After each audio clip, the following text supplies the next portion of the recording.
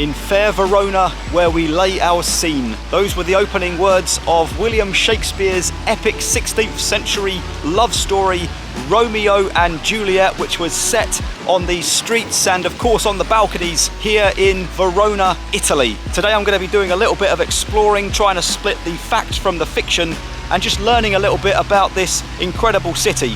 I'm pleased to report that the mist and fog that you quite often get here in the early part of the morning because of the city's closeness to Lake Garda has evaporated, and it's left us with this incredible blue sky and bright conditions, perfect for taking a look around the city that William Shakespeare himself, would you believe, never got around to visiting. Let's go.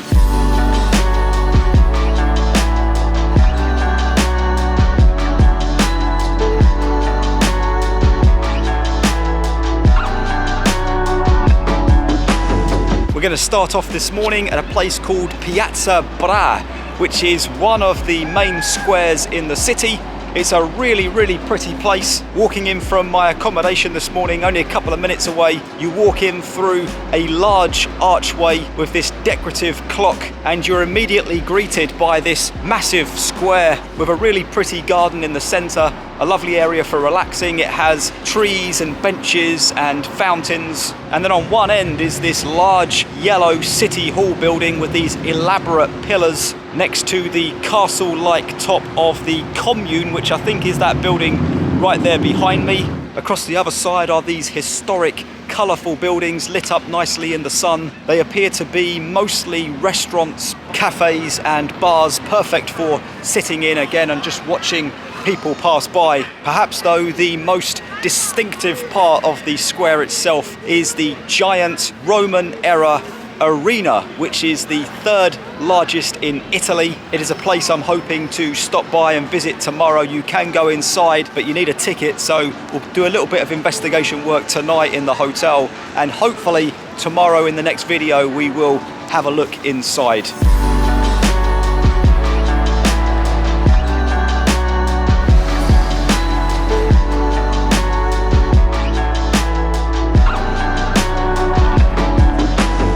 Underneath the modern street of the city are the ruins of the old Roman roads. We've got a couple of gladiators down there outside the Roman arena. Had to laugh a few seconds ago. One was on their phone and the other one was smoking. Anyhow, I am going to head off from this square, and it is tourist central here today. It is very busy. Lots of people around taking photographs. Another shot of the arena up there, spectacular building. Look at these lovely colours and shutters. Going to head down towards the second square though.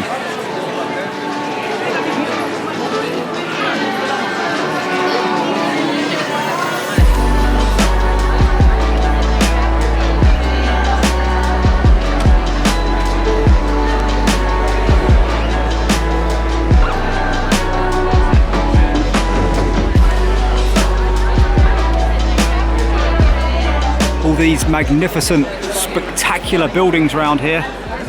Even in this little gap here we've got the tower of a church. But what is this monstrosity?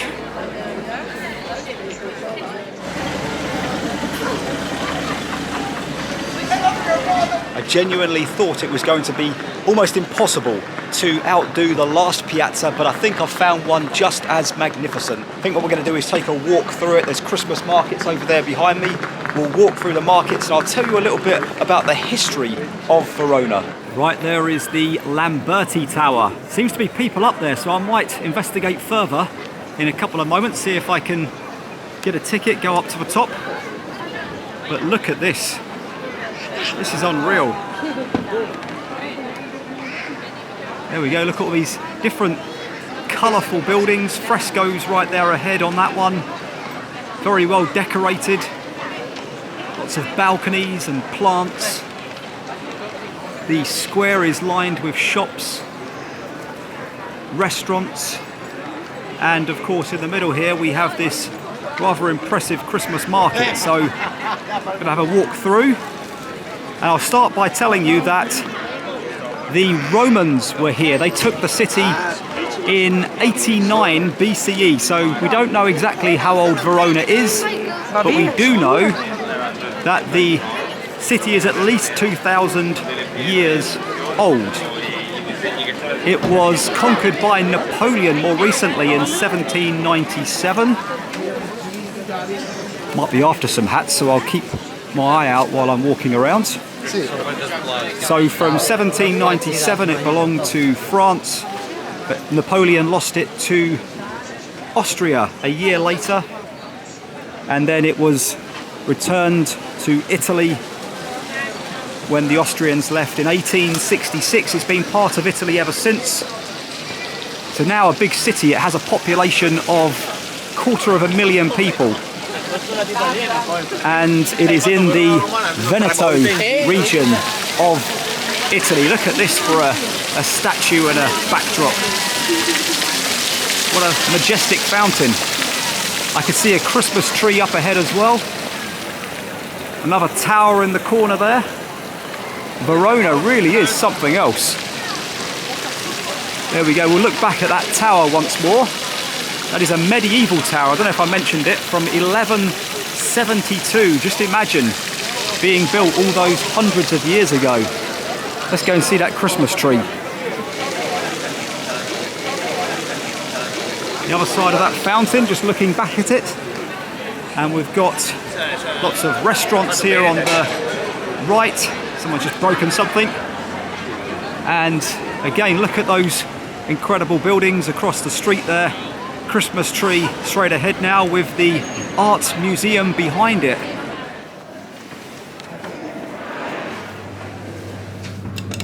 I'm in the lift now going to the very top of the Lamberti Tower, and a ticket has cost me €6.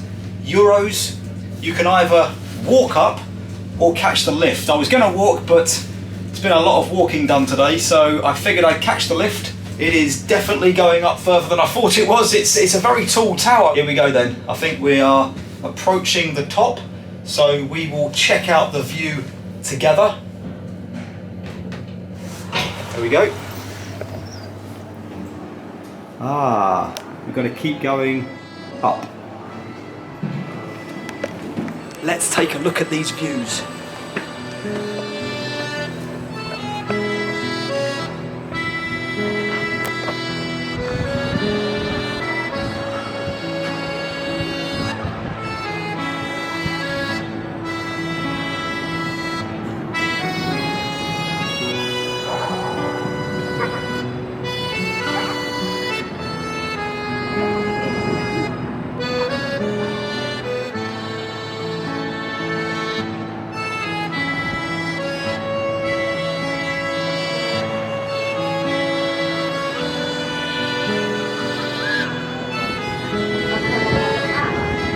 I've elected to walk down, and whilst I'm doing so, I'll give you a quick history.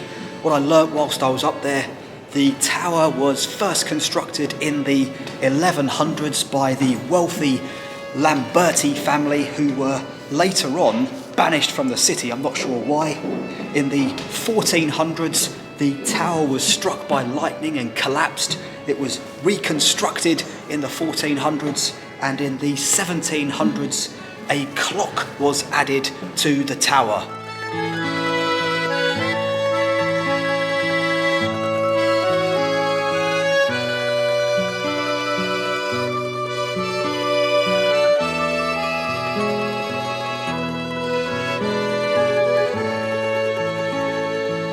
So before we start talking a little more about Romeo and Juliet, I figured the first thing we need to do is try and find that famous balcony, and I am told it is fairly straightforward to do.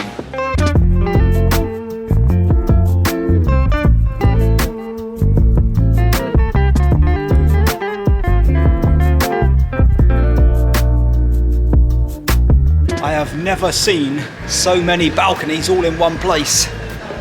Just when you're trying to find a balcony as well. It can't have been that one, she'd have never seen out. Could it be one of these two up here? No.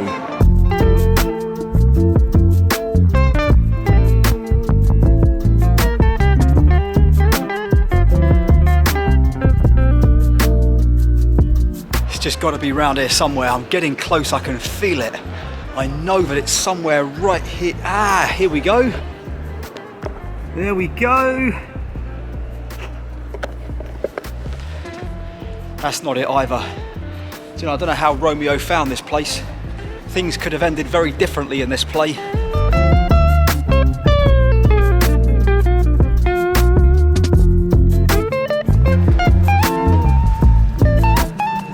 Way too many balconies. Way too many.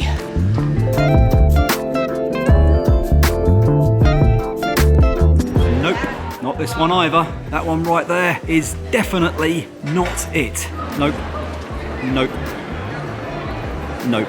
Believe it or not, I'm in a queue to see Juliet's balcony.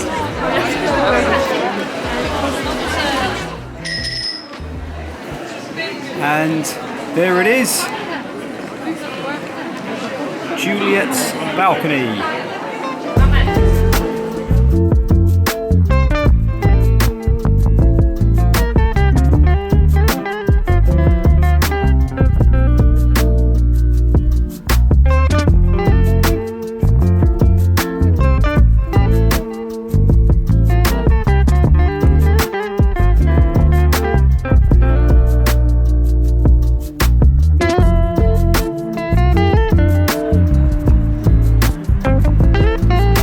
Whoa, that was intense. I don't think I've ever seen so many people jam-packed into a small courtyard before, but it was quite the experience, and of course I got to see the famous balcony. There must have been about 100 people packed into the small narrow street outside. It didn't cost anything to get into the courtyard, but if you want to go inside the house and have your photograph taken on the balcony, then you do have to pay. The courtyard had a statue of Juliet, as well as a gift shop and lots of little love locks hanging from a steel shutter. As good as it was to see, I'm kind of glad to be out of that mayhem. I have come down to the river where it's a lot more peaceful and quiet, and I thought we would talk a little bit about Romeo and Juliet and try and split the fact from the fiction. So let's start off by talking about that balcony, the one that hundreds of thousands of people come to visit every year.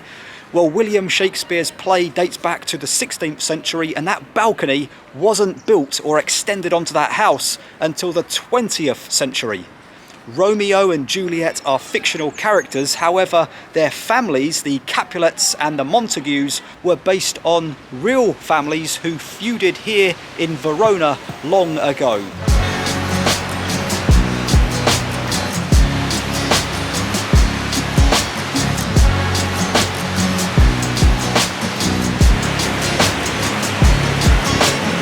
Back in those days, it wasn't unusual for one writer to use the story of another writer and develop it from there. And that's essentially what happened with Romeo and Juliet. The story of the Capulets and Montagues was featured in Dante's epic poem, The Divine Comedy, which was released over 250 years before Shakespeare's version of Romeo and Juliet.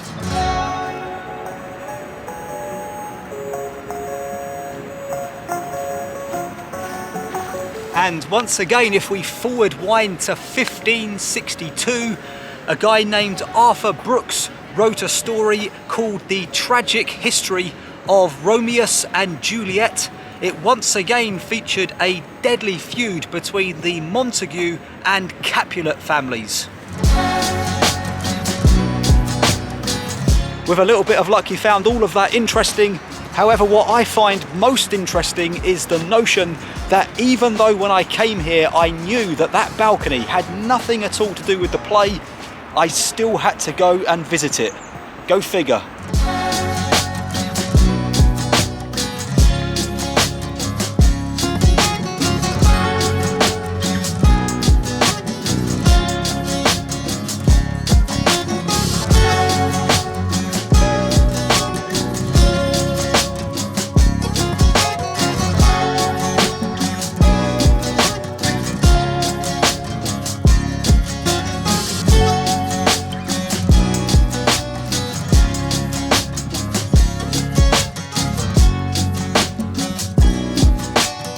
Back where it all started, here in Piazza Bra.